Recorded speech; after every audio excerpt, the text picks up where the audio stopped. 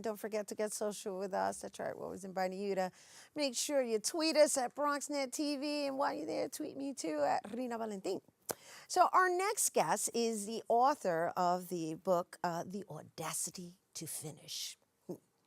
It's a memoir reflecting some of the most difficult moments in this millennial's life. It's a story about being spiritually attacked, resolving through faith, resilience, and hope for a journey into motherhood. And joining us now to share more on her book, we welcome author Laura Eustache Zamor. Hi, Rena. How are you? I'm good, and I gave a general synopsis of what I think the book is, since I haven't read it yet, but just reading the concept and getting a sense of what you have, I guess, overcome. Yes. I'm really looking forward to diving into this. Okay. Because it takes courage Yes. to put it on paper. Yes. And share Yes. your truth. Yes. All right, so where would you like to begin? Well, I think this process, this journey that I've been on to share the audacity to finish is really about owning my narrative. You know, we go through so many different experiences in our lives that can cause shame, that can cause grief. And I think it's important to own that narrative, that there are things that can come out to teach others. Now, this book is not a how-to. I'm very careful about that. It's not a how-to to overcome depression or spiritual attacks or anything of that nature. It's more or less me putting it out there, that someone else reading it will be like, wow, she went through something so horrendous and she had the courage to put it on paper. She's sharing it. And I find that through sharing comes healing. That's my experience. The title itself, it speaks volumes. Yes. The audacity to finish. Yes. Was there a time where you thought you weren't going to be able to keep going? Absolutely. Many different times. I can remember realizing that it was time to go back to school at 25 and feeling like all my counterparts, all my classmates had finished before me, and I was going to go back by myself. And I did not know if I'd be able to do it, but I said, I have to do it. I have to finish. I have to. Okay, so let's just give everybody a little background on how you were, I guess your condition just kind of randomly presented itself. Yes. And the severity of it. Yes.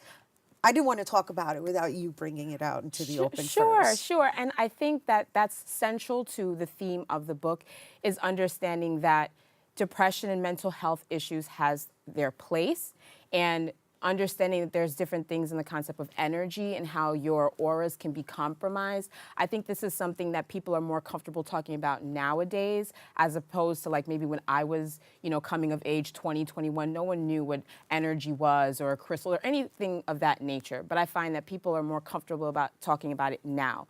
And so understanding when your spiritual body is compromised, I think that's the central theme of the book, is getting people to understand there's a slight difference between having a mental health issue or falling into sadness, things of that nature.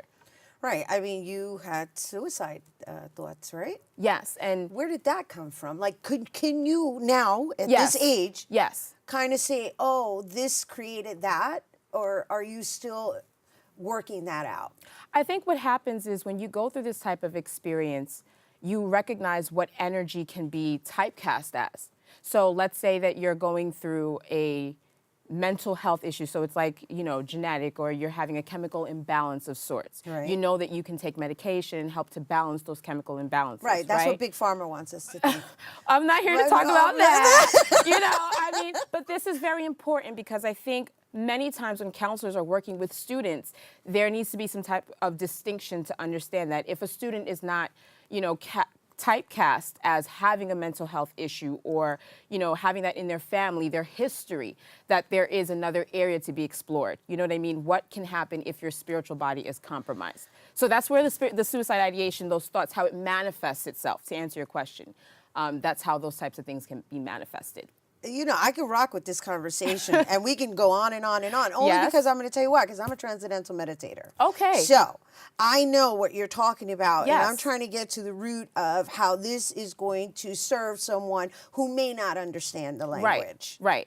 And how I think what happens is people can become aware. I think everything starts with an awareness. So sometimes if you might see a young person manifesting certain behaviors that don't look like their normal behavior, you would give them an opportunity to say, okay, something else might be going on here. Do you understand? I totally get what you're saying. You're saying, like, in other words, don't be quick to judge if somebody's now all of a sudden acting like they're possessed. Yes, exactly. And that's the word, Rena, is that I observe that students who have come to me, who have spoken to me about me sharing my story, is that I'm too ashamed to talk about the possibility of having been possessed. And so what I want to do is remove the shame, remove just based on my experience, understanding coming from a particular culture, I am of Haitian descent, removing the stigma around that personal identity that I'm Haitian and you're talking about spiritual possession and all these negative things, Rena, and explaining how faith and how trust in God,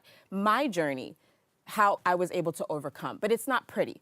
And so that's why I tell people it's not a how-to. This is basically removing shame, removing guilt, and allowing people to know when you share your truth, you're now owning it.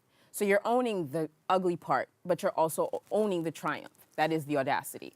This is lovely. And what I've been noticing is, like, lately I've been having a lot of guests who are have been presenting the syndrome of PTSD, right? Okay. And when we think of PTSD, we think of vets, right? Right, of right. War veterans, right? Yes. But now, it's, for me anyway, it's becoming clearer and clearer that we have a really huge disease that needs to be overcome within the United States, and that's mental health. We have a major mental health crisis. Right, right. And I think it starts with understanding the degree. Not every circumstance and manifestation looks the same. Right. And I think even with my birthing stories, like I touch upon that also, like that journey into motherhood, I had an emergency C-section. And for a long time, people want to just jump into the conversation of postpartum depression, but you can also just be having a little PTSD. It's just memory and replay and recognizing when things have happened to you and just trying to figure out, how do I process these emotions? How do I process where I am now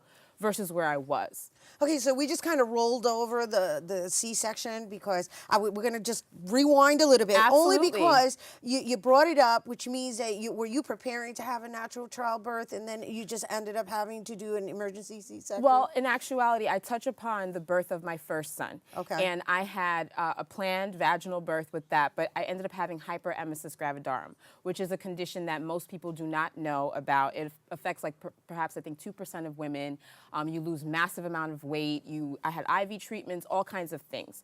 And then I had preeclampsia at the end of that birth, but it was still a natural vaginal birth.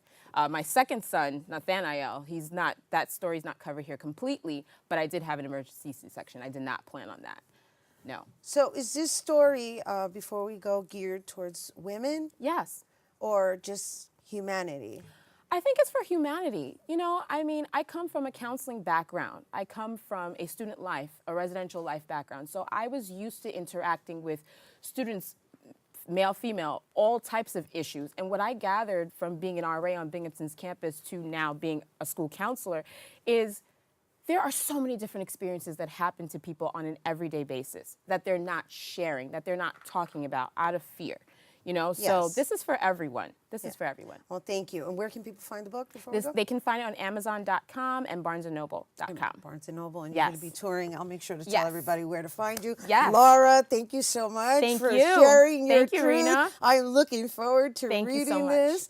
And you guys, The Audacity to Finish, I love the title, Thank you. can be found on Amazon. And also for updates on book tours, you can visit Audacity Tour 2018 on Facebook. Okay, we have to take a quick break, but when we return, we'll get some tips on spring detox. Don't go anywhere.